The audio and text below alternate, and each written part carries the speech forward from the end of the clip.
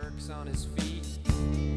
He looks up and gives me a grin and says, "Hey dude, you too must be from Marin."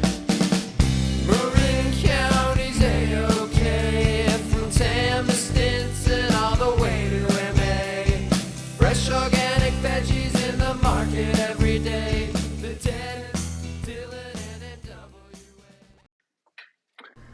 Welcome to the Run TMC podcast. That is the Marin County podcast, a podcast about basketball in Marin County. I'm Duffy Ballard, and with me, as always, is Dave Levine, basketball nerd, coach, and friend. And we are on to episode 8, Dave, today, which is exciting.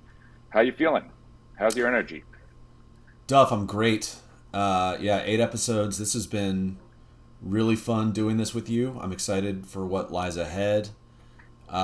This is a fun time of year. We got, as we talked about, high school practices have started. We're starting to see some college games start, and it's been really fun to watch the NBA so far, even though, Duff, your predictions have not panned out. But anyway, thoughts on the NBA? Well, yeah, I would say you're right, Dave. My predictions are not looking all that stellar right now. Chris Paul does appear to be working out. Second team looks great for the Warriors. Wemby does look legit, but I want to just step back, and if you listen to my NBA prediction segment, that was episode 6 with Chris Ballard, I did say it is very hazardous to make predictions based on small sample size. So this was really just a lesson in statistics, Dave, that you really should not jump to conclusions, especially in something like the NBA season, 82 games. You can't do that. You just can't do that. So your N of 1 was not a sufficient N. Is that correct for you stat nerds out there? Okay. And also, I'm doing a good job of switching the conversation and not admitting that I was wrong. And that is a skill that my mother taught me, and I use it all the time. So anyway, Dave, I'm going to change the topic again before you can rebut, and I'm going to ask you to tell us about this exciting, I think it's exciting, NBA in-season tournament. I mean, for sure, the first Warriors game was super exciting. Yeah, I think most of our listeners probably are aware of this, but this year the NBA has tried something new.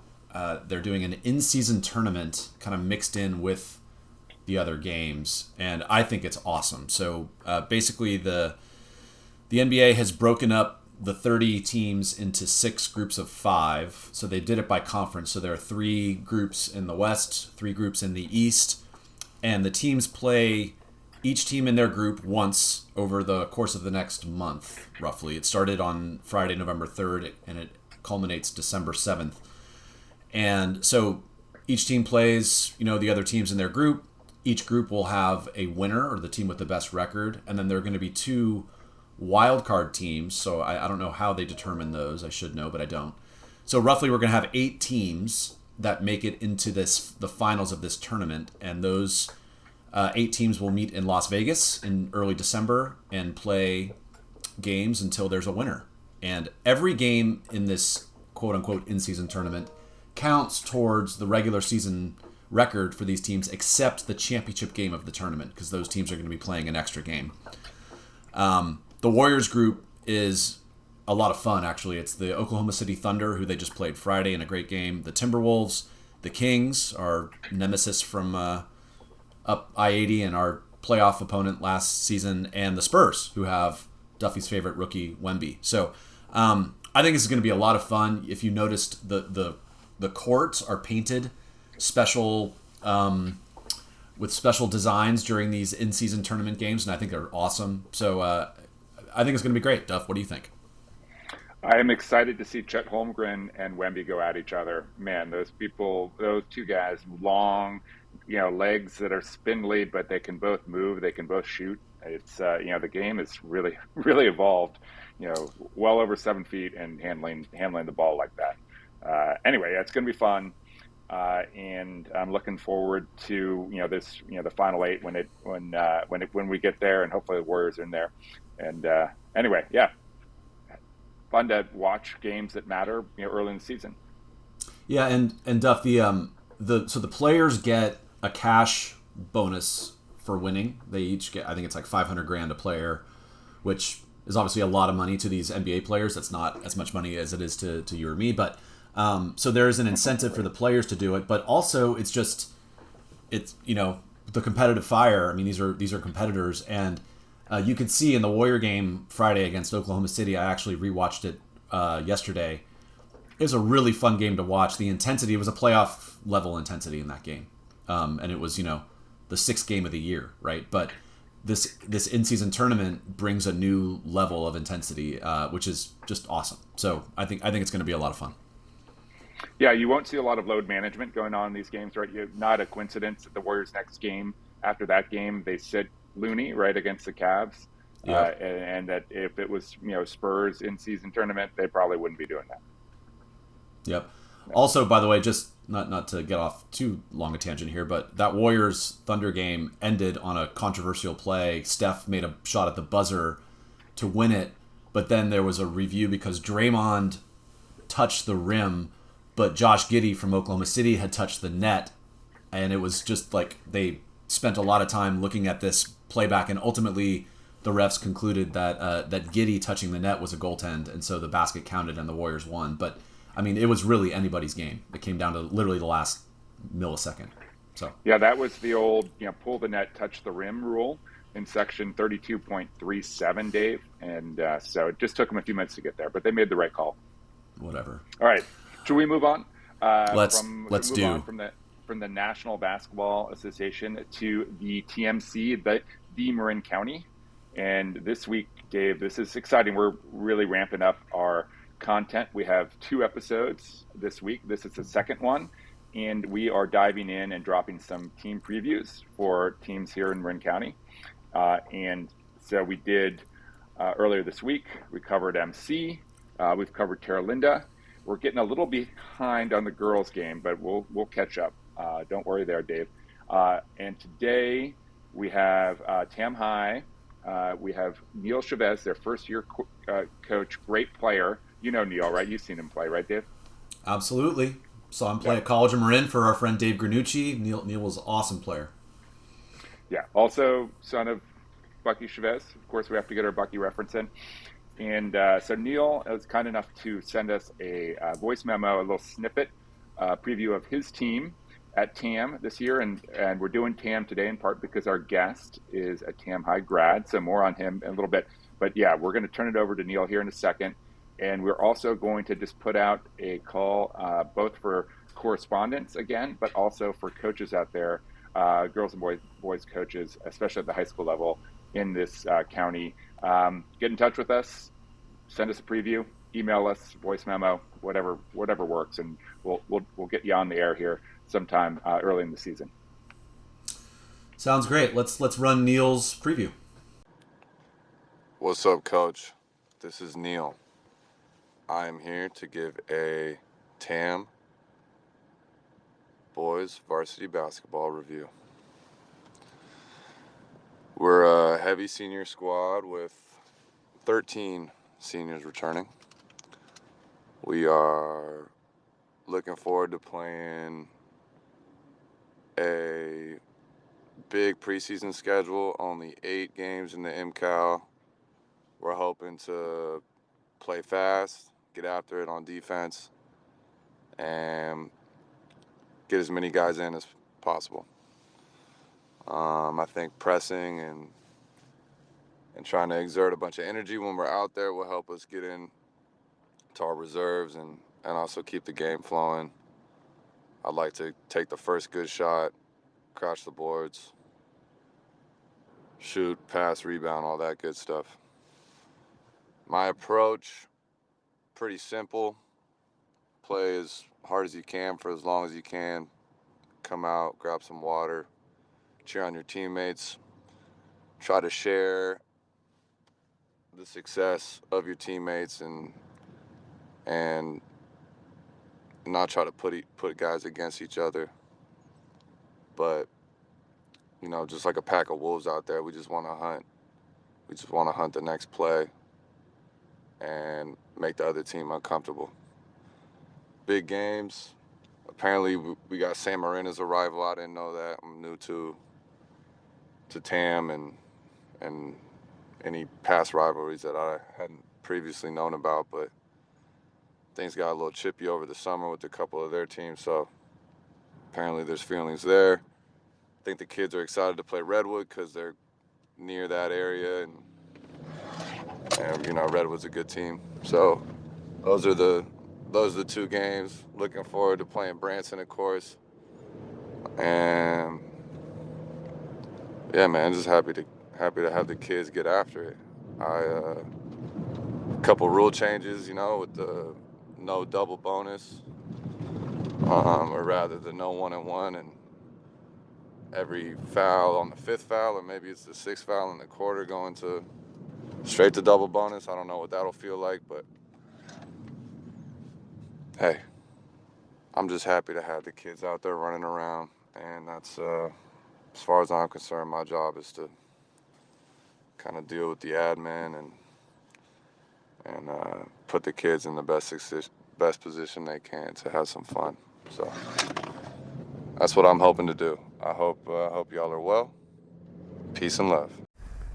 All right, Dave. Well, we were just going to splice that into a pre-recorded episode, but we listened to it and we loved it, so we have to talk about it. It's too good. It's too good. So, Neal, I loved it. I love the Pack of Wolves reference. I love the feelings. We're in our feelings about San Marin. I love that. I listened to that thing and I want to get my shoes on and go play for him. I mean, I don't know. I thought that was awesome. So thank you, Neal, for the update, and I can't wait to watch Tam play. What do you thought? Yeah, we're close to a gym. I mean, we're in the Bon Air Shopping Center. We can get over to MC pretty quickly. You and I put on shoes, go play. Let's do it. Peace and love and groovy and zen. But I know Neal. I've seen him coach, and I've played against him. And man, there's really nothing zen about it when his teams are out there. When he plays, yeah. It's energy, it's frenzy, it's relentless. And you can kind of hear that in the undertones of his preview. Pretty cool, and definitely look forward to seeing his teams play and playing against them. Should be a good battle, and hopefully we don't get chippy with it. Absolutely. But you don't know. Absolutely. It's going to be fun. Thank you, Neal. Thank you, Neal, and we'll have you on to talk to us sometime. We appreciate it. All right, glossary time, Dave. So we skipped last episode, but we want to get back into educating our listeners because, they probably know just about as much about the NBA as we do, even though we may pretend to know more. But when it comes to glossary, we have been digging deep, and you have something good for us today. What do you got, Dave? Duff, we're going to go back to the defensive end of the floor. I'm going with ice coverage.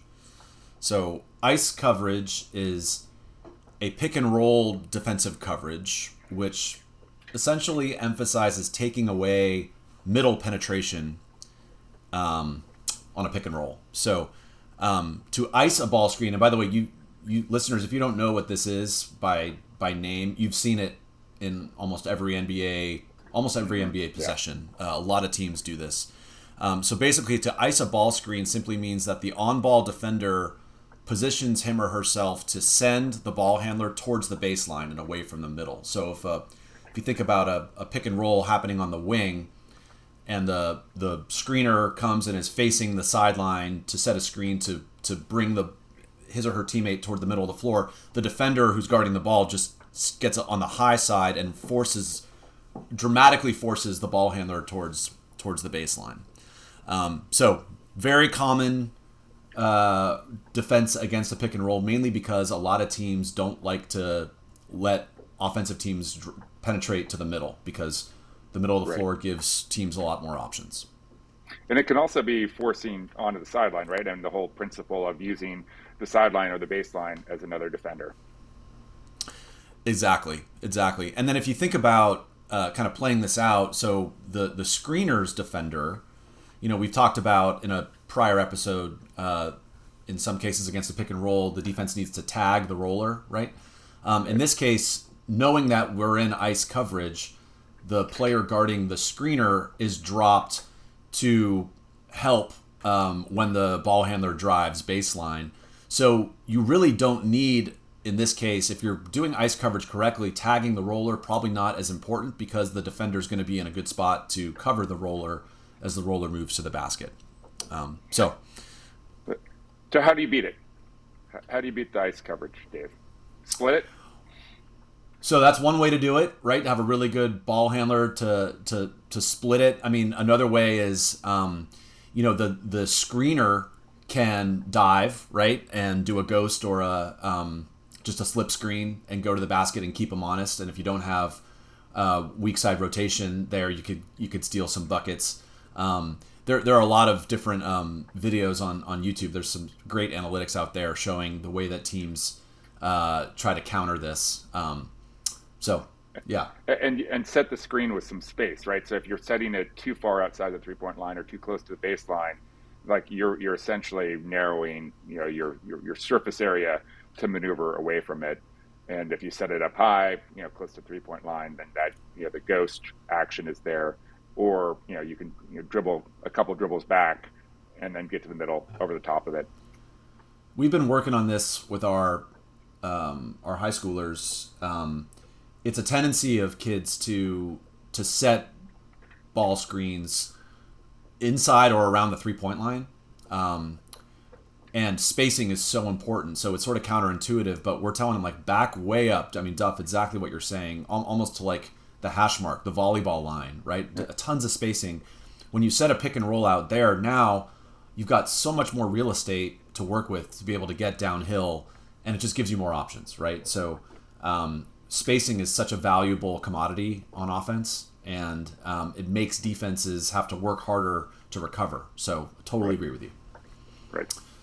So that's ice coverage. All right, on to me. On to you, bud. All right, mine is also ice.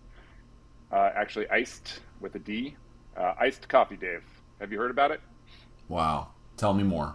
All right. You have to start with this a device. I'm not sure of the name, but it's a device that will lower the ambient temperature to under 0 degrees Celsius.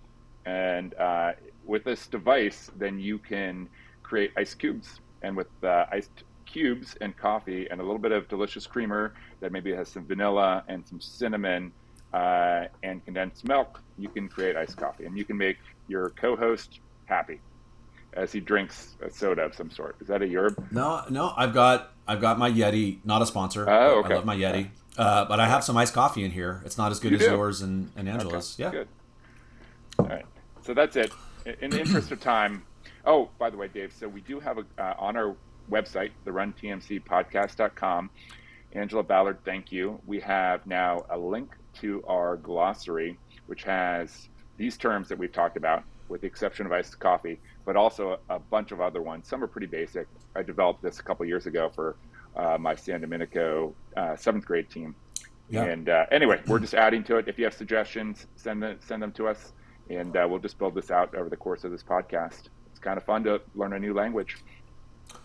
Awesome. And so let's get on to our guest, because this was a really fun discussion. But real quick, a plug for sponsors. Reminder, if anyone's interested, I just got another message today from someone saying, hey, I'm interested in sponsoring you guys. So it's super cool. Duff, we don't have sponsors for this specific episode, right? Because we're spreading out some of the sponsorships that we have. Right. And we're doing two episodes this week, as we discussed earlier, Dave. So yeah, we're spreading things out. We'll give them a shout out in the outro, and they are on our website and the show notes. And so they're getting plenty of love. And Duff, we hit a milestone in terms of downloads, didn't we? Yeah. Well, yeah, we got over 2,000 last week, and now over 2,100. And picking up steam. So people aren't quitting on us, Dave, and I like that. I like that in a player. I like that in a coach, and I like that in a fan of a podcast. That's right. Don't go quitting. All right, Duff. Let's get to our guest. I'm excited for our listeners to hear it. Tell us about Darrell Roary. Darrell. Okay. Well, this is a bit of a trap, Dave, because I re-listened to the interview, which is great, of course, and you did a very nice intro. You talked about his accomplishments, his service to the community, and so I'm not going to go through all of that because you're about to in the next couple minutes. But what I will say about Darrell is I've gotten to know him reasonably well now and in different contexts, but the one that is very impressive is him as an official, and we'll talk about that in the interview. And he just has a great way about him as an official on the floor. And I think really a model for those that are looking to get into officiating, which is sort of an odd thing to get into because, it is pretty much low reward and high risk in terms of people being mad at you. I don't think my fragile psyche could handle it. But anyway, Darrell's just so good with the coaches and in particular so good with the kids. And he's always sort of, he's giving them encouragement. He's giving them, sort of a little bit of guidance. He's kind of setting boundaries. And my players, that have had him as an official will always be very excited. They're like, oh, we have Darrell this game. Yeah, we're good. And so thank you, Darrell, for just being such a good official, but also, there's a lot of other background and context with Darrell that we're about to learn. So thank you for being on the podcast, Darrell. You did great, and can't wait to listen to this again. Yeah, had a lot of fun talking with him. Let's get to the interview and we can catch up after, Duff. Yeah. Hey, that sounds like a plan. Awesome. Darrell, thank you for joining us. You're welcome. Thanks for having me. So, Duff, we've had a good run of guests here on our young podcast, but this one might take the cake. We have Darrell Roary with us. He is a legend. First of all, we're diversifying away from Drake. We've got a non-Drake grad. That's a good thing. Thank you. Darrell is the pride of Tam High. He is a three-sport star at Tam. Graduated in '88. Darrell? Yes, I did. Was a correct me if I'm wrong here. You were all Northern California defensive back on the football team. You were the batting champion in the MCAL on the baseball team. What position did you play in baseball? Second base. Second base. All right, beautiful turn into. And then you were starting point guard on the basketball team. Yes, I was. So a three-sport star at Tam. We're going to get into his Tam life and the MCAL in the late '80s. You went on to go to college in Marin, where you starred in football and baseball, and then went up to the state of Washington at Pierce College, and you played baseball up there. Is that right? Played baseball up there, and I eventually had a tryout with the Houston Astros, and came back home and played some semi-pro ball, and then I got into semi-pro football again, and then I got into playing some competitive fast pitch softball. So, man, all right. So Darrell's an athlete, but when you succeed on multiple sports like that, and knowing Darrell, you're a great guy. You're a great teammate as well, right? And we're going to talk about that kind of your people skills and your ability to communicate with people and relate to people has helped you both in your athletics, but then also in your non-athletic life, right? Absolutely. So currently you are a case manager for the Marin County Behavioral Health and Recovery Services within the Public Defender's Office, right? Yes. Okay, awesome. So, Darrell spent his career helping kids. He has a huge heart. He's a beloved figure in the county, and in particular in Marin City, which we're gonna talk about. But also want to touch on, because this is a basketball podcast, Darrell, your second career, which is you've been a very successful and continue to be very successful basketball official. You're a referee. Yes. I, try to do the best I can. I'm just a very competitive, and so I try to take that same competitive spirit into officiating or in whatever I do. Yeah. That's just me. If we had a contest right now, seeing who could eat a bowl of cereal the fastest, I'd be, trying to knock it down. Let me see if we got some. Let's see. All right. I'll be right back. So I am very competitive. Anybody that know me will tell you that. It's just, who I am. I'm just wired that way. I love it. So, like our first guest, Mike Fulton, Darrell was inducted into the Marin Athletic Foundation Hall of Fame. I got it right this time, Duff. Darrell, I said that Fulton was in the Marin Basketball Hall of Fame. That's wrong. He's in the Marin Athletic Foundation Hall of Fame. As are you. You were in the class of 2018. Fulton was a couple years after you, right? Correct. So anyway, we're really honored to have you here with us, and there's so many things that I want to cover with you. But to start, let's give our basketball nerd listeners a taste of some of I want to talk about reffing for a minute, and then we're going to come back to it. But my first question for you, I have so many questions about reffing. Darrell, is reffing fun? Most of the time. It seems really stressful to me, and the issue that I have with reffing, and I want to hear your perspective on this, if you do a fantastic job, nobody notices you. That's right. They only notice you when you screw up, right? Absolutely. Okay, so talk about that. Yes, that's pretty much how it go from the NBA down to CYO.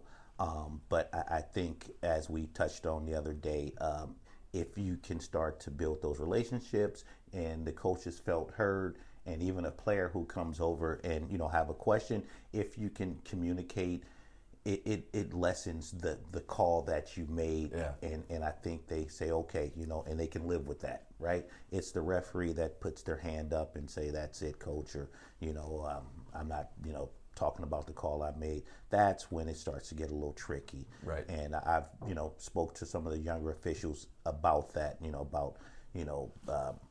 talking to the coaches, being open to them having something to say, you listening, and then you guys go from there.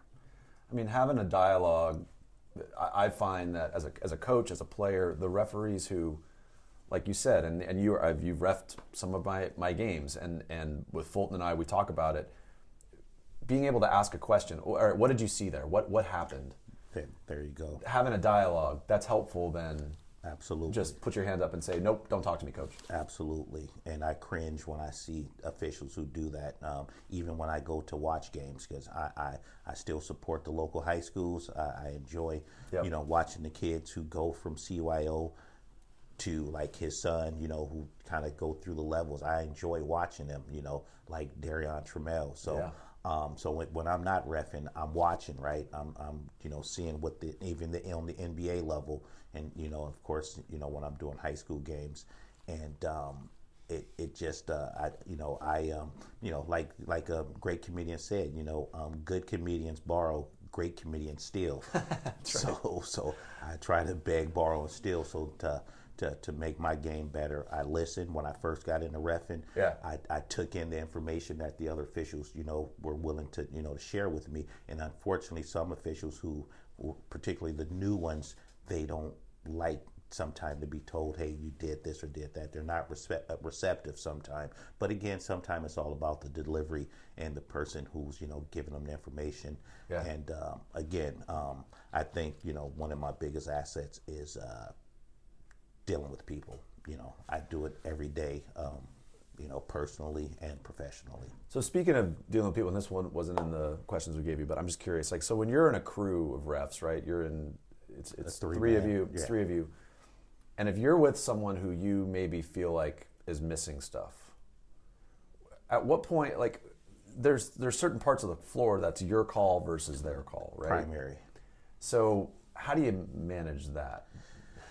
You manage it by first and foremost, staying in your primary, but then also at maybe at a timeout or in the locker room at halftime, you hope that it's somebody who can make adjustments and say, hey, what were you looking at over in my area, right, or whatever. So you don't try to talk down to them, but you give them the information that may make the game flow a little better and may help them not only for this game, for future games. That's what it's all about, getting right, better each game, because every game is different, right? One game you can nail it, leave out of there feeling good, and then the next week you're driving away like, oh, I blew that one. What just happened? So, right. Yeah. So right. Exactly. Game to game. I got you. All right. Well, we're going to come back to reffing. I could talk to you about reffing for about 5 hours. But so I want to go back to growing up for you. And you grew up in Marin City. And so our listeners who are familiar with Marin know Marin City. Darrell, we got a broad reach with this podcast. We're going international here, right? Absolutely. So we might have some people who don't know as much about Marin City. So tell our listeners about Marin City and talk about what it was like growing up there. Yeah, Marin City has more history than people know about, right? It's been buried, here in this, affluent, wealthy Marin area. But there's a lot of history. The people who came to work in the shipyards, that's where they lived in Marin. And there's just a rich history that I'm still learning about.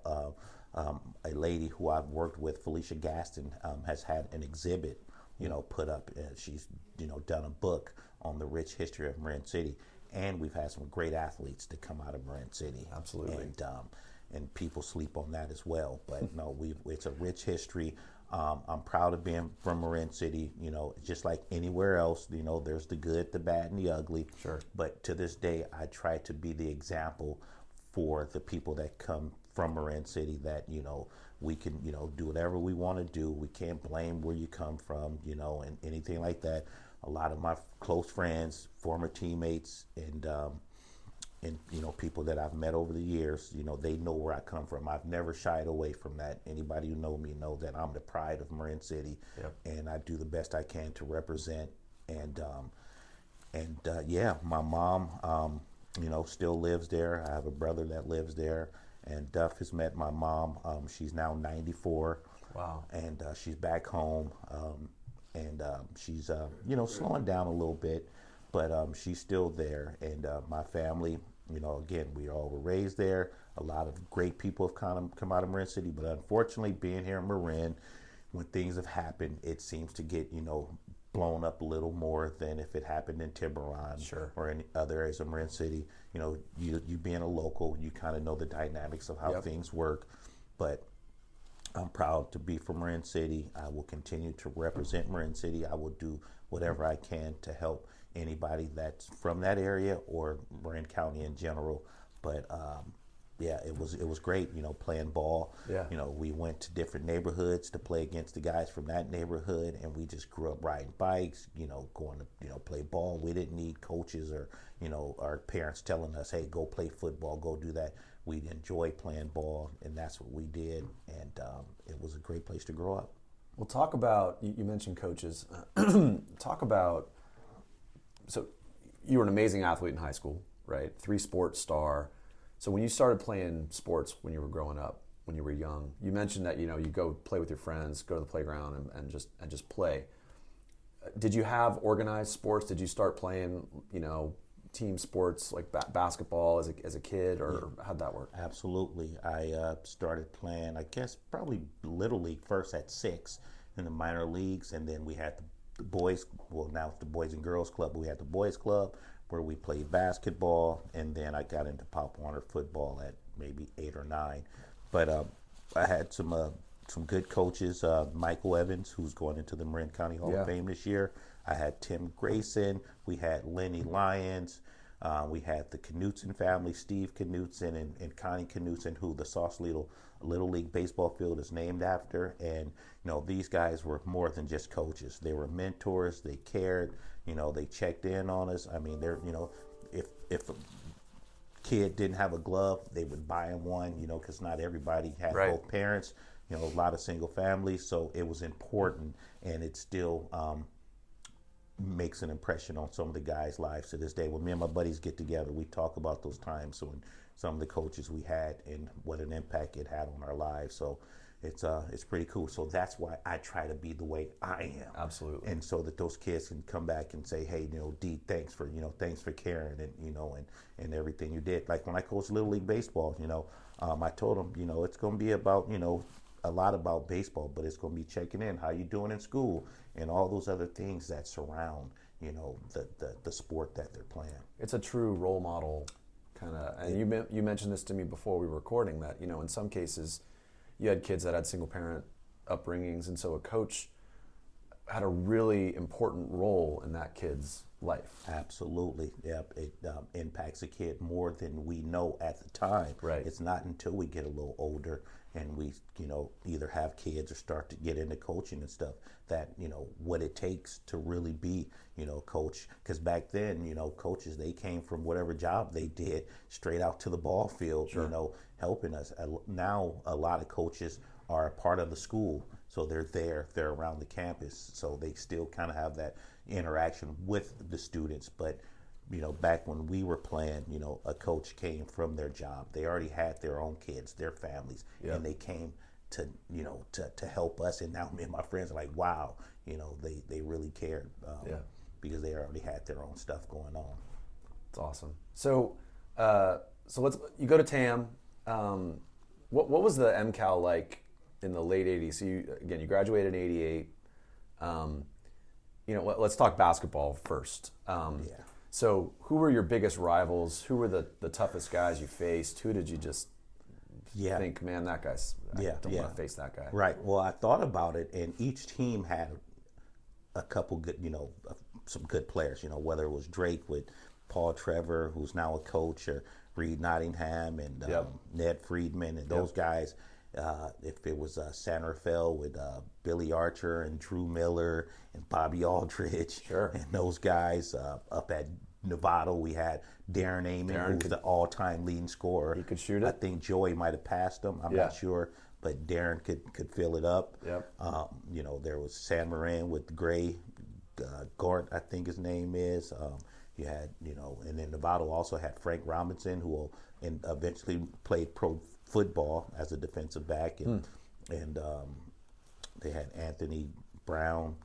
So all the teams, were solid, but of course Redwood was the big rivalry, the Tam Redwood thing. Of course, no matter what, that was always the big game and packed house. But no, all teams were pretty competitive back in the mid to late '80s. So for our non-Marin listeners, Tam and Redwood closely located close to each other. So you got some territorial, you got some geographic tension. Yeah, because those were the kids you played, that went to Del Mar or Mill Valley Middle School, or in that area. So it was either go to Tam or Redwood, right? Yeah. Even some of the kids from Marin City went to Tam, so we ended up playing against them. So it was always, always look forward to those games because of already, being familiar, because a lot of those guys we played Pop Warner with, right?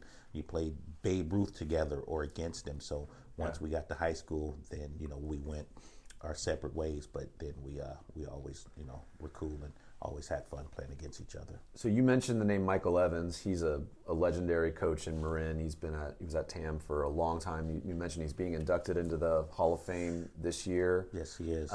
He was your coach at Tam. Talk about playing for Coach Evans. Yeah, it's funny because he coached me in almost everything I played. It's funny, it's weird, but when I played freshman football, he was the freshman football coach along with Coach Mack, who's a legend here in Marin, and I moved up to varsity my sophomore year to play football, and then he moved to varsity.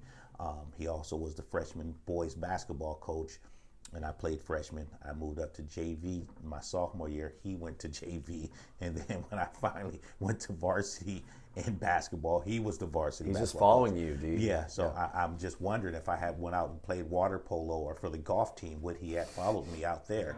Chess club. You know, I'm just like, damn. So sometime when I look back, he, some of my game was modeled after Michael. He was a calm, cool, and collective type of player. Way more, cooler than I was, because you had mentioned about how I was as a player, and it's funny because I see guys who officiated me, and I got a little hot sometimes. So Darrell, that was one of my questions. Would you talk to the refs? Yeah, I would, and then I would say I would watch it on film, and I say I'm not doing that next game, and then once the whistle blew, there you go. There I was. So that's one thing that's funny. So yeah, but yeah. Well, I think it's funny. I mean, my sense is the best refs are guys or women who played the game. Yeah. Right. Because you see the what most it's like. part, most every now and again you'll get some guys just like especially on a professional level, but just at whatever level. Sometimes you'll get a guy who, may have not played past high school, but they just get it and they understand. So, so sometimes, but most of the time it helps. You just, again, being local and doing the games here, just walking into a gym and Duff seeing me, it's like, okay, we got D. So we know that there's going to be somewhat of a fair game, right? And he's going to call it to the best of his ability. And that's what I appreciate, not always going to get every call right, but But they, you guys know you can talk to me. You guys know I'm gonna take care of the kids. But now that we've had you on the podcast, we will get every call, right? No, that's right. I'll think about it. Let's see. That's a form of sponsorship, Duff. We'll see when we get the playback. What it looks like, and but most of the time it does help that if you've been around the game, at least been around the game, right? And you just start to, learn little things, when I'm reffing basketball. Like if it's a close, ball that's out of bounds, two players, I can give a quick look, and see what player might be guilty of touching the ball last, right? Yeah. And stuff like that. So there's little things that you pick up, little nooks and crannies you can pick up along the way that makes it, makes it interesting. But again, like I said, I've had guys who coached, years and years, even the great late, may he rest in peace, Jess Racine's, who was a basketball official. He was a PE teacher at Tam. He, MCAL, he did some college, if I'm not mistaken. But, he would come to my games and give me little, tidbits on, what I did or what I didn't do. Why did I make that call, right. and or why didn't I make that call, right?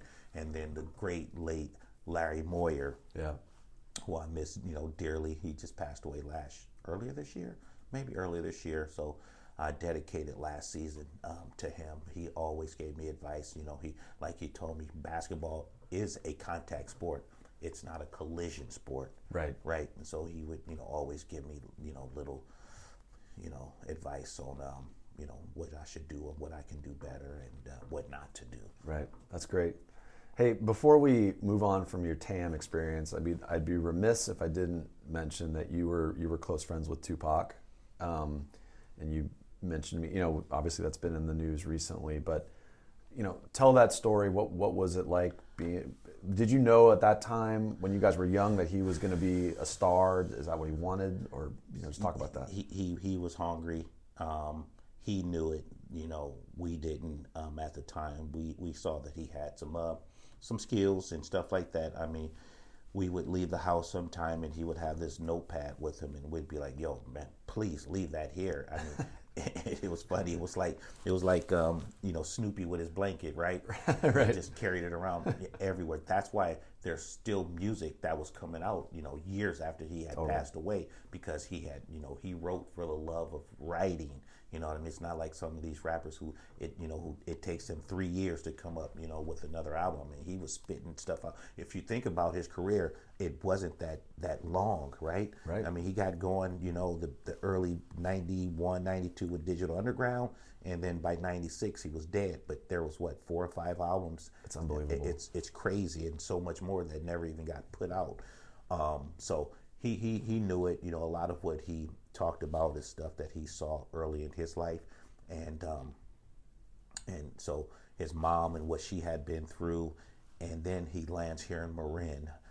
Now it was Marin City, but Marin, and so for me and my friends that he hung around, he saw how we interacted with the white people and all these different people that we hung out with, coming from New York, and then he stopped in Baltimore. But I think it was his first time of really being able to see, that things can be good, right. for a person, especially a person of color.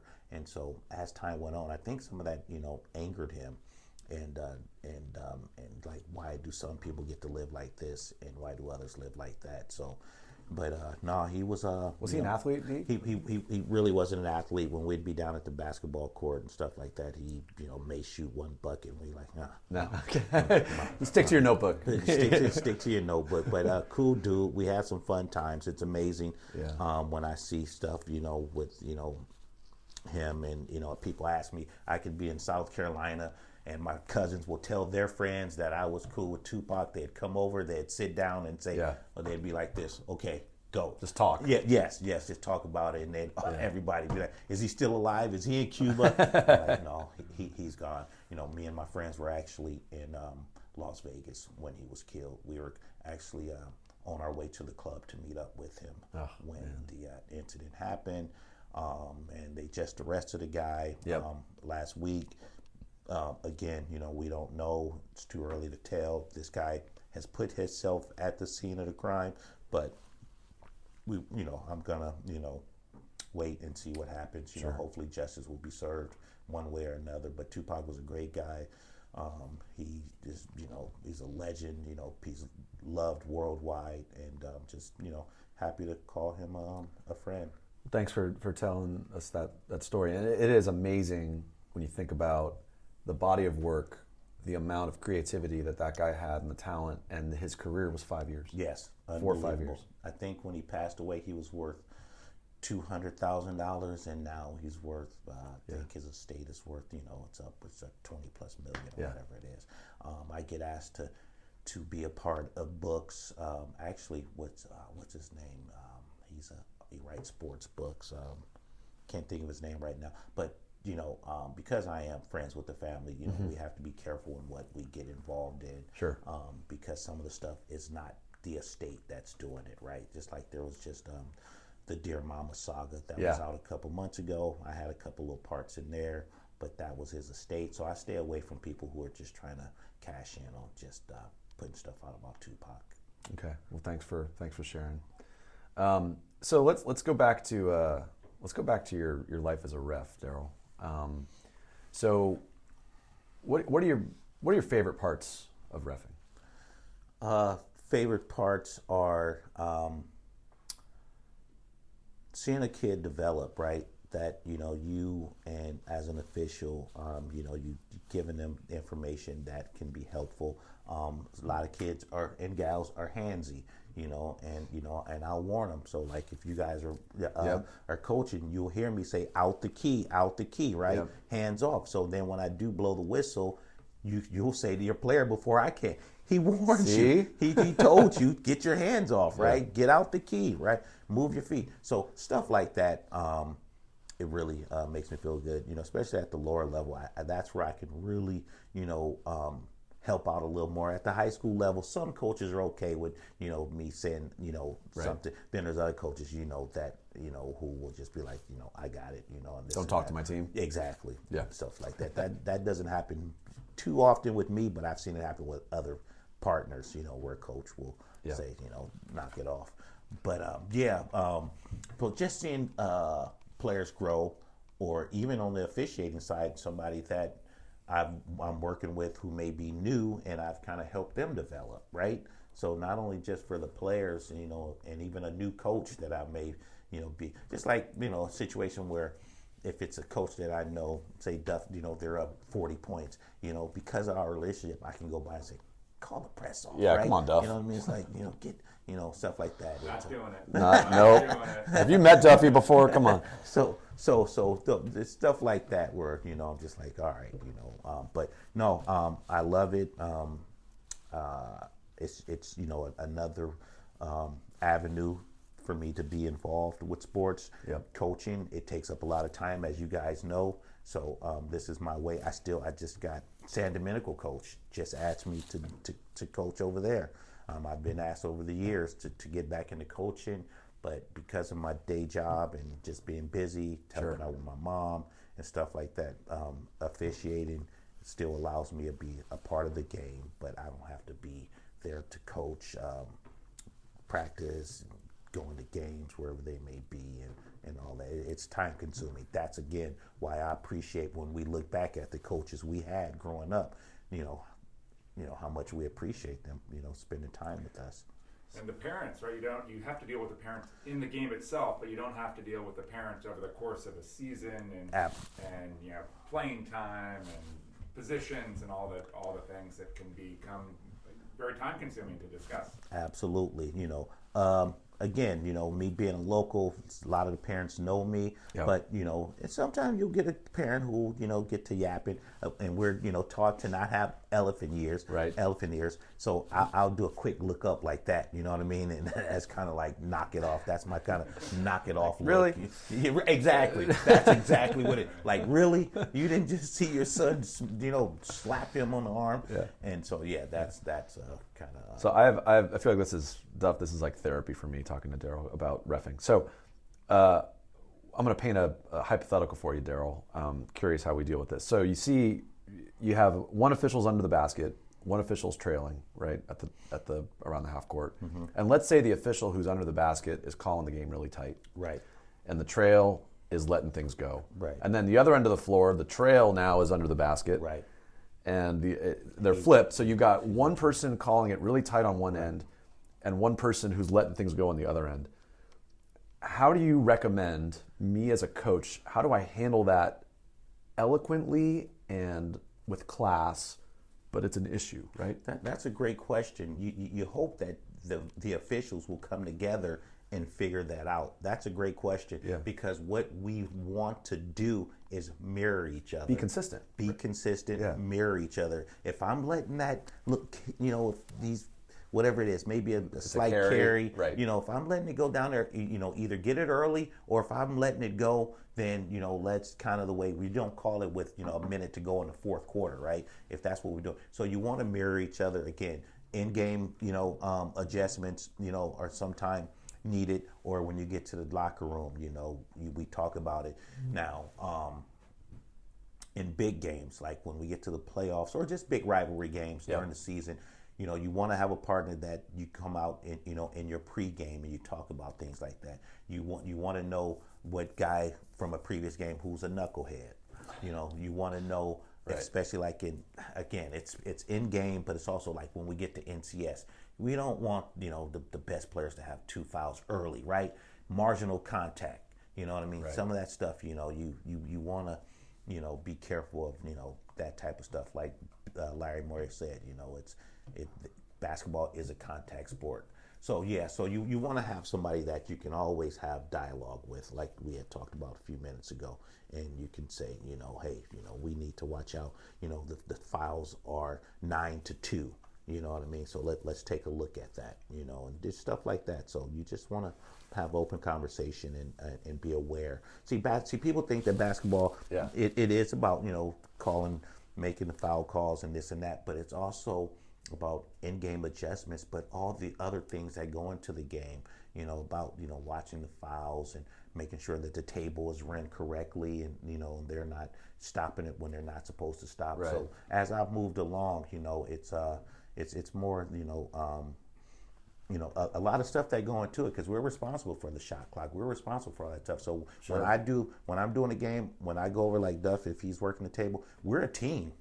Right? If me and you are officiating, we go over and we tell him we are a team. So if there's anything, that's in question, don't wait 5 minutes, into the game when something could have been corrected right then. So, we work together. So, there's so you learn game management, time management, and all those other things that go in to the game on top of being, hopefully calling a good game. Hey, a little shout out here to the unsung people, the people running the shot clock. Have either of you ever done that?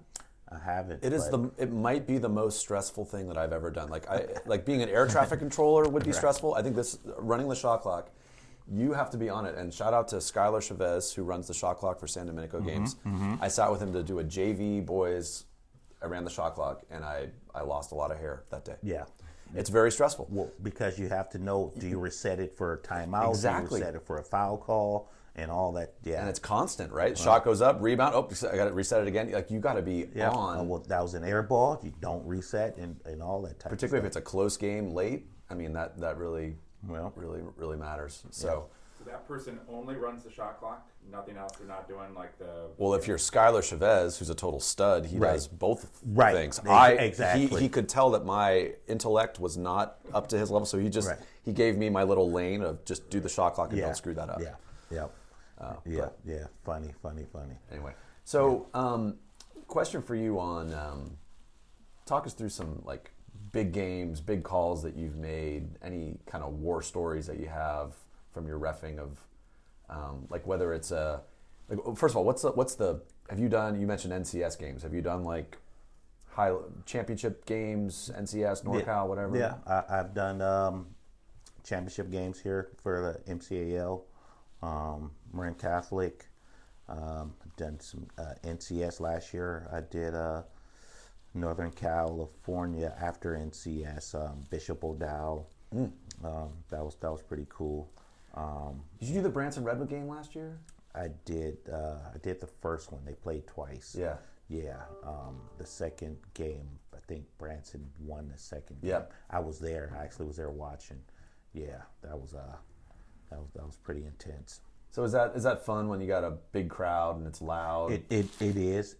You get that high of being a former player. Right. You drive away, and sometimes, and other officials will tell you, you go home and it takes time to unwind, because you're just fired up because of being, pumped up to being a part of that. Like I told you about the SI Sarah game at the Marin Catholic Boys Tournament over Christmas break last year. Big rivalry. That was a big rivalry. It was like a 6 o'clock game or whatever, and so it was a packed house, and that was probably the highlight of last year. It was we had a good crew. We had other officials there watching us, and they thought we did a good job. So that's always cool when That's great validation. Yeah.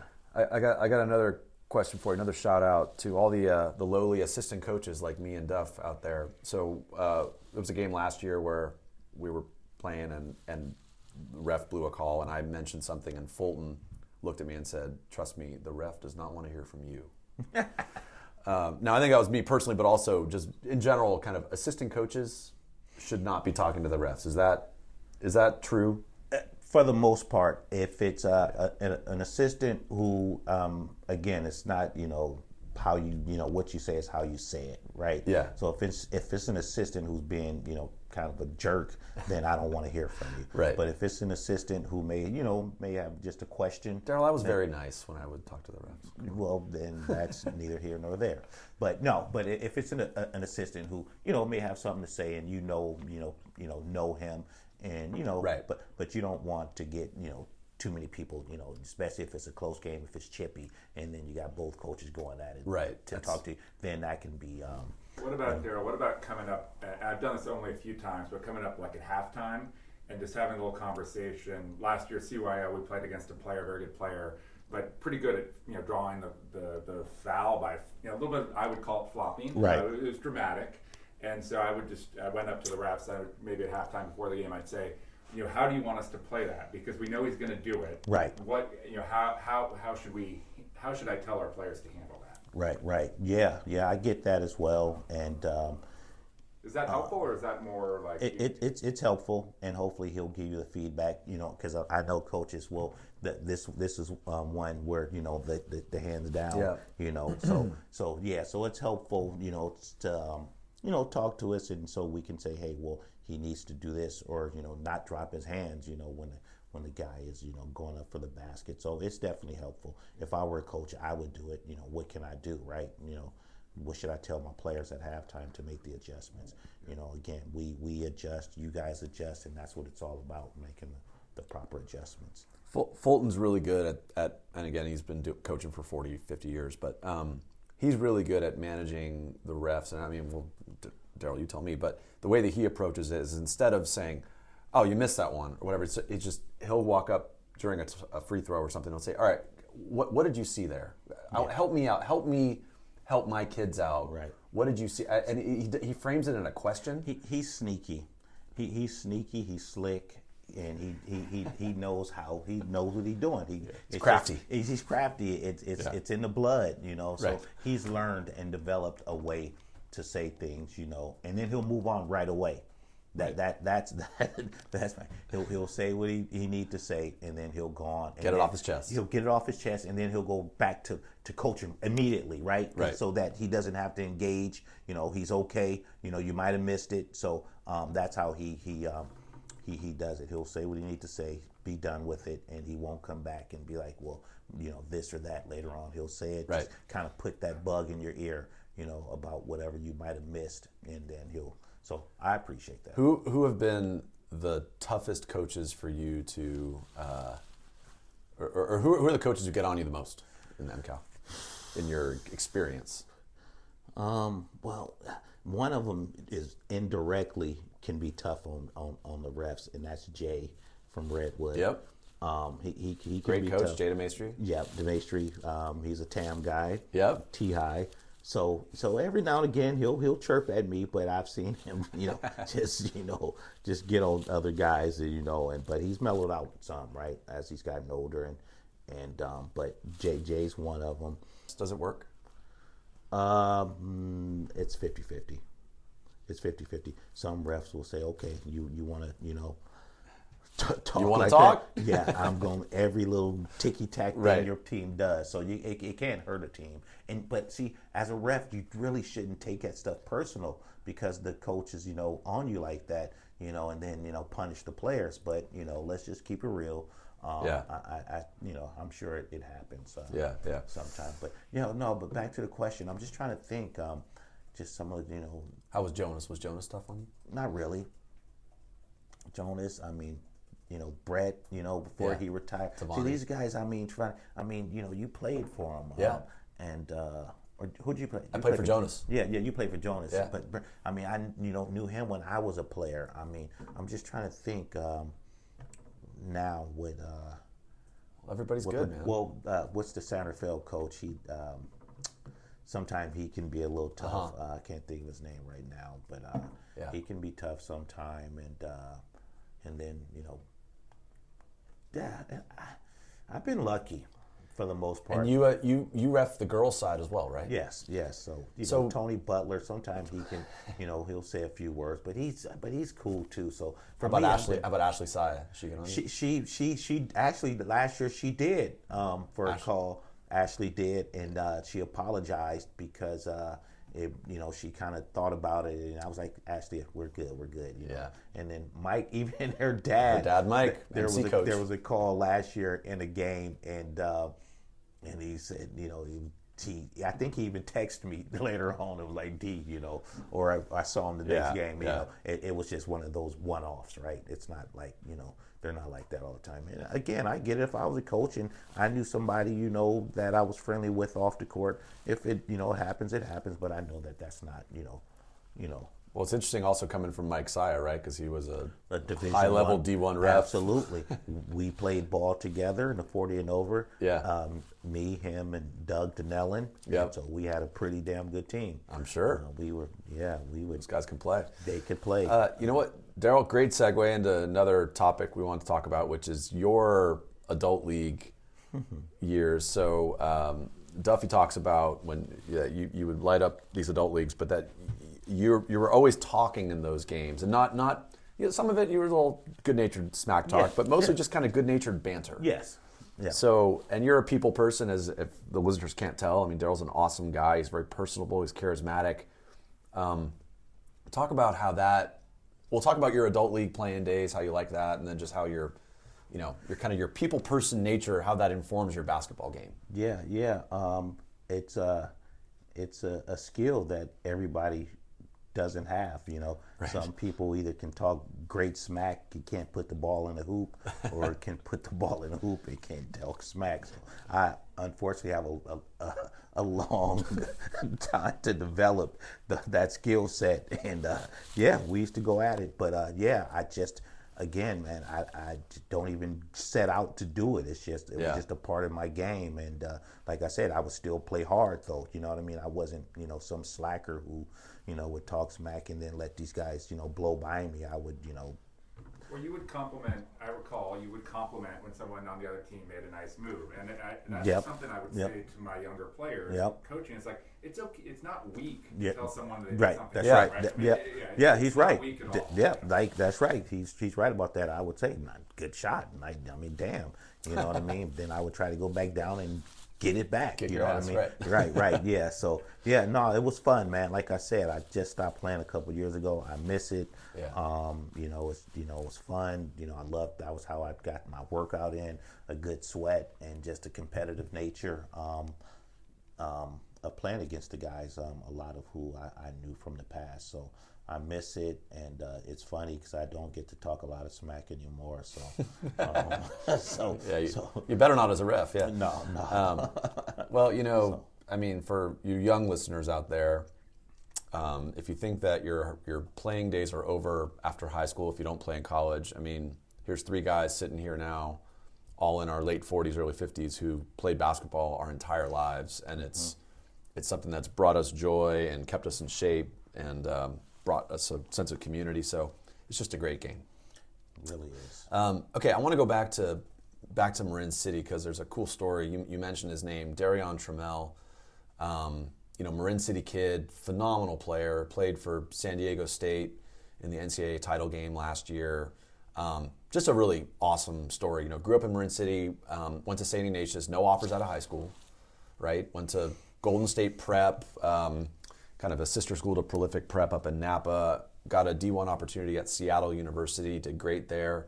Transfers to San Diego State, and then He's playing in the national championship game against his MC counterpart, Joey Calcaterra. Just a pretty cool story about Marin. So talk about Darrion and your connection to him, and just in general, kind of you're such a great figure in Marin City and helping these kids. Like, just talk about that. Yeah, I grew up with Darrion's mom and auntie and the family. Been knowing the families for my whole life, and then of course his dad and his family, and it was really cool. It rallied the community. I don't know if you saw the watch parties on. I did. On TV, and then I pretty much stuck my foot in my mouth when I said on the news that if they go to Houston, we're going. so we had to book the flight. You gotta go, man. And head to Houston. But yeah, I'm talking that it just gave the community hope. It gave us the opportunity to show who we are, right? On top of everything else that we have been known for. And he was just the perfect guy to lead the way. He's so humble. Yeah. He's just a great guy. We just had a 3-on-3 basketball tournament over the summer, and he was down there. I went to the board of supervisors, and I was able to get him the the resolution from the board. So that was pretty cool that he's got that from the county. And then he just came back, and him and Joey had a basketball clinic that they did. But Trammell, he comes from a good family. He's a great kid. He's humble. He actually came when he was back over the summer. He played in the Bay Club, men's league that I referee, and it was just fun to watch him up close. He's just so subtle and so smooth with his game. There was one game where it was tied. He had the ball with like maybe 16, 17 seconds, and he just kind of hung out near half court, and then he made his move, and then he pulled up from, I think, 3 and just drained it, and everybody in the gym was like, wow. It was just like, Jesus Christ, this is funny. And then he came and played again. Game, you're not going to believe this, game was tied. He's at the free throw line. He missed both free throws. Everybody was like, this guy just made a free throw. He's human. In front of the whole freaking world to send him to the freaking, to the final 8 or whatever. So it was funny to see that. But yeah, great kid. He's excited. His dad, I just saw his dad the other day. He's number 75 in the country. And then he's in the top 25 for guards in the nation. Wow. So he's on the radar now. I'm excited. They're bringing back a bunch of guys. They got a couple of transfers coming in, so we will go see them play when they come. Last year they came and played at Stanford in the preseason, so not sure what the schedule is this year, but we'll definitely go and support him. And he's the type of guy that he will either end up in the G League and probably sneak onto a roster somewhere in the NBA because his story and just his work ethic and stuff, or he'll definitely go overseas or somewhere. But he'll definitely continue to play once he's done with college. Tell him to go play for the Breakers in New Zealand. Good team. Matt Walsh, the owner, played at Florida. Yeah, I remember Matt Walsh. Matt Walsh. Yeah, so he'll definitely continue to play. Again, it just.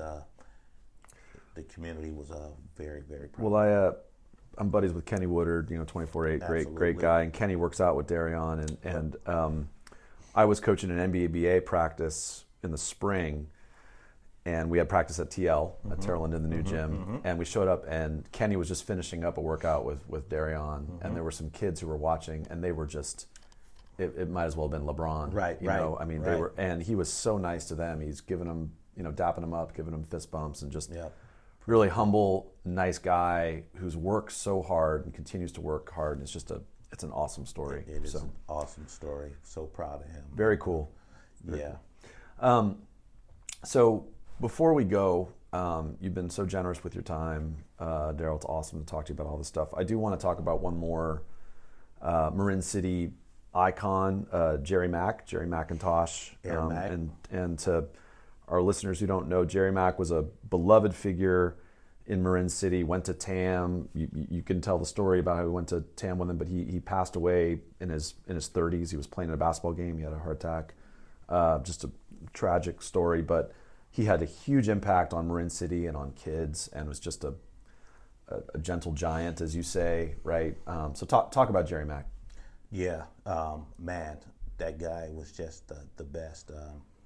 He was just a great person. Obviously, he was a good athlete, and I'm hoping one day he will be inducted into to the Sports Hall of Fame. And I mentioned that during my speech, and I'm going to get back on that, as a matter of fact, to see if we can get him in there. But Jerry was just a kind. He was just in size intimidating, but his heart was of gold. And we had a lot of battles together in football and in basketball. Yeah. And then he went on to City and then to Weber State. But his name, there's still a tournament, named after him. You go to St. Vincent's, his plaque is on the wall.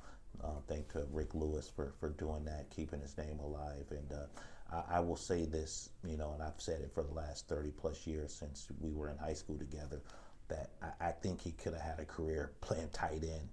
Yeah. I mean, at my size, I would just throw the ball up and Mac would just, come down. I think he had 70 receptions or something. Yeah.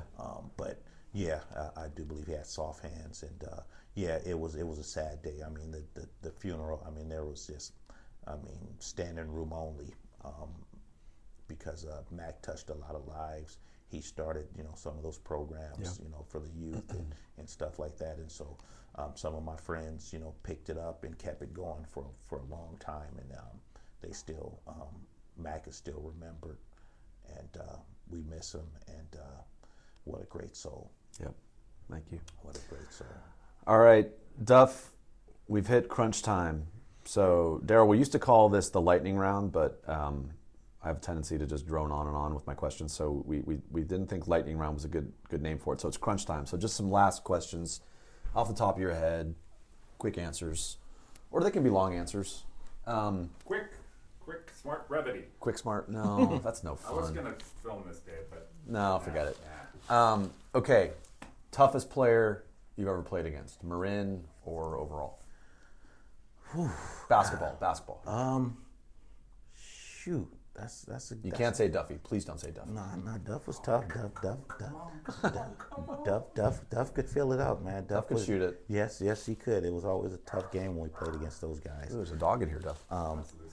Yeah. No, off the top of my head, like I said, back when we were playing, I know there was a guard up at San Marin, I can't think of his name, who played me. He was just always in my face. I can't think of his name now, but off the top of my head, I can't single out one person. We're going to say Bucky Chavez, because that's been... Oh, right. We haven't mentioned Bucky in this episode yet. Well, Bucky, we end up playing together, but Bucky, it takes him like half the game to warm up, right? So when I finally got to play with him, and he's over there like jogging on the sideline and putting duct tape. Doing weird calisthenics? Yes, and putting duct tape on his sweatpants and stuff. I'm like, get your ass in the game. Yeah. Man. We picked you up so that you could fucking kick some ass. And he'd be over there like, go ahead, you guys. Bucky's got his own. He's got his own thing. His own West Marin system. Yes, and everybody love him, but he's got his own way of doing things, that's for sure. And he can sing too. Absolutely, he can sing. I didn't know that until he sang at Jess Racine's funeral. It's like, what the fuck? Yeah, he can sing. He's got a beautiful voice. All right, D, favorite gym in Marin? Favorite gym in Marin, I would have to say probably Redwood. I liked Santa Fe. Yeah. But I would say those two. I would say those two, Redwood and Santa Fe. I had some of my best games at those gyms. Love it. Okay, it's you and 4 other guys heading down to play pickup. What's your dream team? Who's with you? Probably Doug Donnellan. Can shoot it. He can shoot it. Also one of the winningest coaches in MCAL history. Yeah. Doug. He hasn't had enough airtime on this podcast, but Doug coached at Drake for decades and just won so many games. Amazing coach. And I remember playing with him in adult leagues and watching him play. Man, the guy could shoot it. Yeah, absolutely. And he's still playing, I think. Still can shoot it. I think he's playing up in the Nevada league. He is. He just won it last year, as a matter of fact. Yeah. Good pick and roll player. Yeah. All right. Yeah. So Doug's going to be draining some threes for you. Who else? I would probably have Derek Bell. He played at Sonoma State. He played down here in the adult leagues for years as well. Probably Derek at the center. Who else? You're running point, right? That's all you need is 3, right? Right. I'd have him at the. I'd probably run point, or me and Doug. That's how we did it. We really didn't have a point guard. We just pick and roll or spot up. And who else? What I need? One more? Or there's 4 of us. How many? Yeah, 2 more. You need 2 more. Shoot, who else? God, man. I don't know. I guess Darrion. That's not bad. That works. Yeah. I guess I would have to go with those young legs. We're going 2 guard front, I guess. That's good. Yes, I like that. Yes. And then the last one. How about Xander McNally? I'm going to give you Xander McNally. Guaranteed 10 steals. Okay, give me Xander then. Pride of Branson. Yes. Unbelievable player. So Xander's unbelievable defensive player. I think led the nation in steals. Went to Denver University, right? University of Denver, DU, and Dominican. But I'm upset with Xander because I think he had personally 7 steals on me in an adult league game a couple years ago. Literally 7 steals. Right. I think I had the ball 8 times. You are not alone. I think we have all been there. If you played against Xander, you've experienced it. It's not fun to play against him. But it'll be fun to see him slow down eventually, whether it's at age 50 or 55. Eventually, he just won't get quite as many steals. Right. Yeah. And speaking of Branson, did you guys see that the former player from 2 years ago just got a scholarship to play at? I'm drawing a blank. You can look it up, but he played 2 years ago. He was the point guard, number 3, the white kid. Oh yes, Joaquin. Yeah. At Gonzaga. There you go. Yes. Did you know that? No, I did not know that. No. Yes. No, he's at Gonzaga. Yes. It's awesome. He's going to play. He's going to play. Yeah, he's there. It's an amazing story. He's a great kid. Works super hard. Yes. Branson's. I mean, and then Chase Butler's going to Illinois. Yeah. So I don't know. TT has another year. And Peyton Malarkey is at Pomona. I was just texting with Peyton. I told him because I told Peyton that, hey, you got some love in episode 2. We were talking about floppy action, and I used you as an example. He said, cool, I'm going to listen. I'm in midterms right now, but I'll listen, I promise. So shout out to Peyton. Yeah. Branson's got a great program. So this is a great segue, Darrell, into our last question of Crunch Time. Prediction for MCAL champion this year. Let's start with the girls' side and then the boys.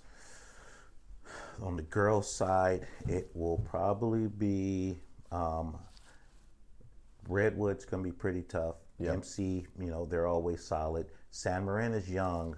But Tony can coach. Tony can coach, so they'll win a few games where they might not have won otherwise. But they're young. By next year, his daughter, who's a freshman, Nottingham daughter is a freshman. So by next year, look out. So this year, Redwood will probably be the team to beat. Okay.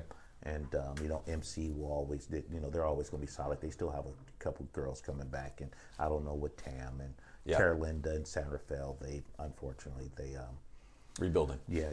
So I just want to close by saying, just coming off the cuff, that along the way and through my trials and tribulations, that my work, and the work I do now is because of a lot of my lived experience and my own mistakes that I made in life.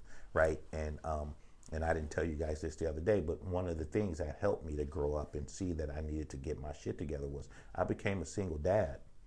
My daughter's mom passed away when she was 6 years old from a brain tumor. Oh my goodness.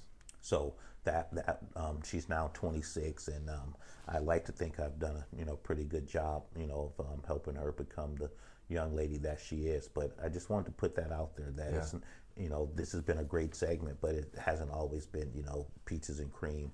That I went out after I stopped playing ball and I was hanging out with Tupac. I was hanging out and doing some stuff that I wasn't proud of, but by the grace of God, I was able to turn it around. And now that's why I think I'm so effective in the work I do, because I've been down that rabbit hole, right? I've been so close to hell, I've smelled the smoke, You know what I mean? So that's why I do my job with no judgment. I go into that jail, I go into the homeless encampments or whatever it is, and I do it with no judgment. You know, I do it with open arms because if I can do it, anybody can do it. And one of these days when I write a book, it'll be a hand with a Rubik's Cube in it. And that Rubik's Cube will, I just, over time, I just think about it that in life, you know, we do things and we only look at things one way. And I just want them to turn that and look at a different color, look at things differently, right? And that's what I had to do, that because of, you know, what I'm thinking or may sound good to me, look and, you know, take a look at the other side, look what the consequences might be. So I just wanted to put that out there that, you know, I'm proud of my daughter. I'm just blessed that I get to do what I do, that I'm, you know, available. I support my mom. I support the community. And I love helping people. I wouldn't have it any other way. I appreciate you guys for having me. And, you know, I'm always here to help in any way I can. So if Coach Dave is yelling at you, that just goes right off your back. I mean, it doesn't even penetrate the raincoat at all. Hey. Because you've been through, you've seen a lot of stuff. Duffy, I'm the assistant coach. I don't talk to the refs. Right. So, Darrell, thank you for saying that. That was beautiful. And I just want to say thank you for all that you do for everybody in this community. It's funny. Setting the standard, we're going to give you the golden lanyard as the best official that we have seen in the county, right? Yes, absolutely. Yeah, But I will say that, Darrell, this is a true story. A couple days ago, my friend Dave Deneen, who's also a guest on this podcast, I'm not sure when his episode's going to come out, but he literally texted me out of the blue and said, "You got to have this guy on your podcast. He's amazing." And he sent me your name. And I said, "Dude, we're 5 steps ahead of you. He's coming in tomorrow." That's crazy. And other people too. People talk about the intro and outro. I had multiple people text me and say, "You got to have Darrell on the podcast." We'd already reached out to you at that point. Really? Yeah. Damn, so that's crazy. So you got lots of love, you. and I think our listeners now probably understand why, because you're an awesome guy and have a great story. So thank you for all that you do. I tried, man. And he just, I think, picked Archie Williams to win the MCAL boys side, I believe. Oh yeah, who's going to win the boys side? Oh, that's right. Oh boy, who have I seen? Branson. You can say my Branson team. Branson. It's Branson. Redwood will be Redwood's good. tough. They'll be tough because, again, like on the girls' side, Jay will get them, coach them up, Absolutely. and stuff like that. And I'm gonna tell you, and I'm not just being a homer.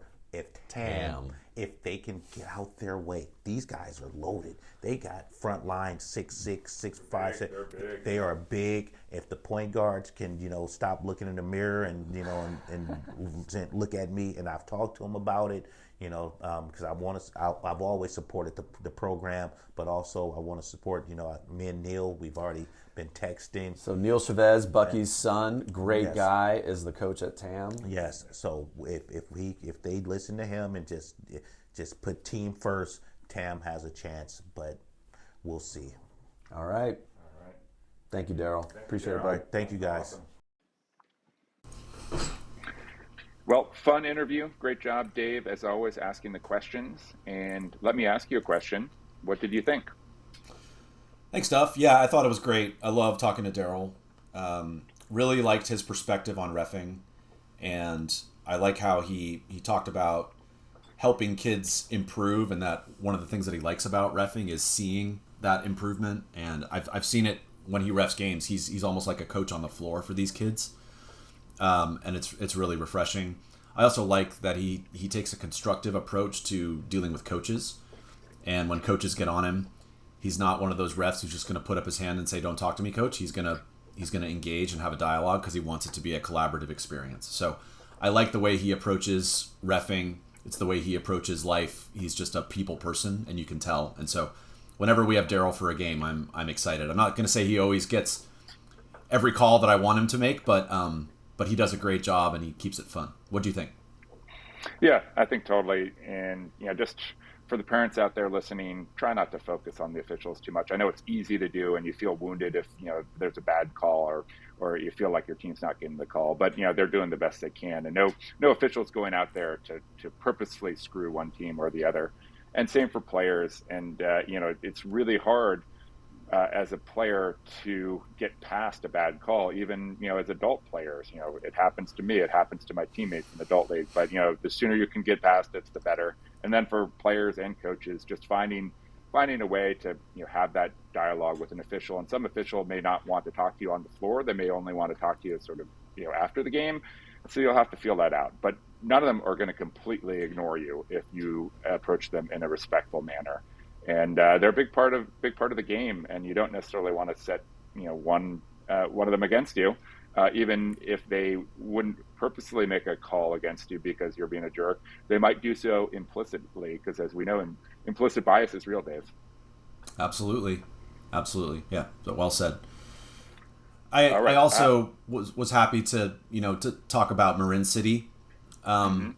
In this interview. I mean, I think it's important, and it's something that it's an area that doesn't get enough attention or airtime.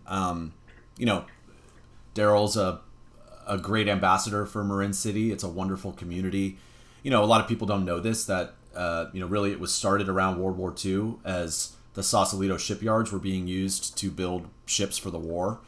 And the government built housing to house the laborers, and a lot of those laborers were African-American workers who came from the South looking for a better life, better paying jobs, and they stuck. And so to give Darrell the chance to tell us more about growing up in Marin City, some of the figures who loomed large for him as a kid, he continues to give back to that community. He's a very prominent figure in that community. I just thought that was great to have that discussion.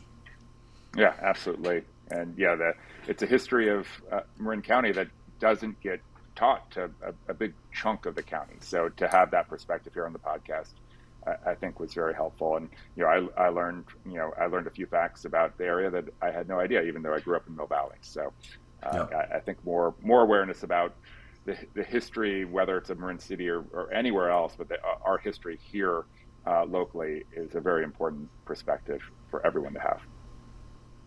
I'm on a soapbox. Yeah. Absolutely. All right, Dave, should we get on to player control?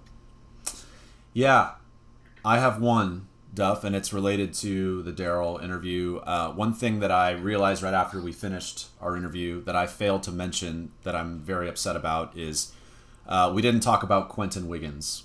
And Quentin was a phenomenal kid, an amazing basketball player. He was from Marin City, so he was in that community. Darrell knew Quentin, knows his family very well, the Wiggins family. Quentin was going in the summer between his junior and senior year, he died in a single car accident on 101, just a devastating development. It was June of 2019.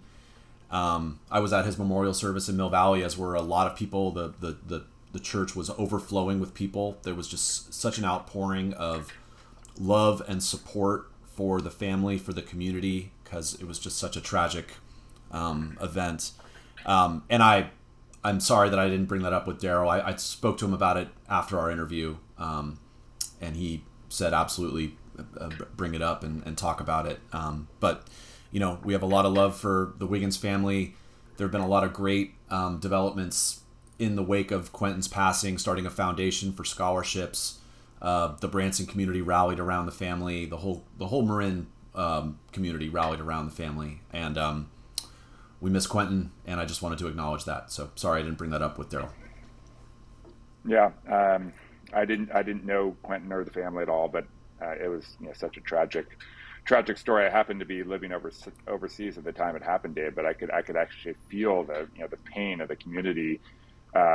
Through yourself and others at that time in a very visceral way. And we just had it happen last year as well, right? Yep. With high school students, San Rafael and Terra Linda, including one member of the Terra Linda team. And it's just so tragic. And you don't want to, at some point as a father and even as a coach, you don't want to allow these kids to get into cars and drive themselves, but it's just part of, it's part of growing up. Just be safe out there. Absolutely. But that's all I got for player control, Duff. Yeah. Well, yeah, that was a little bit of a sad one, Dave. I will come back to something a little bit more mundane. My player control is that, number one, we have not yet listed our sponsors this episode. And number 2, I have not been into the hub to eat in at least a week and a half. I'm sorry, Jerry and Rebecca, but I will be there tonight. Dave, you're welcome to join me after basketball practice. So thank you to our sponsors, the hub, Nike basketball camps at San Domenico, Karen Hortzmeyer Real Estate, and NBBA. And we are looking for additional sponsors if you're interested. So reach out to us. There'll be more exciting advertisements coming in the future from our team of sponsors. So you'll be able to have some content that you might want to fast forward over in the future. Did I just say that? Okay. I didn't say that. You did great. You did great, Duff. Awesome. Well, this was another great episode. Darrell, again, thank you for joining us. It was so fun to talk to you. We're now getting into, Duff, we have our first, at San Domenico, we have our first scrimmage this coming weekend. We're now getting into where high school teams are actually going to start playing other high school teams. It's a really fun time of year, so keep listening to the podcast. Yeah, I will. Thank you, Dave. Good job. Okay.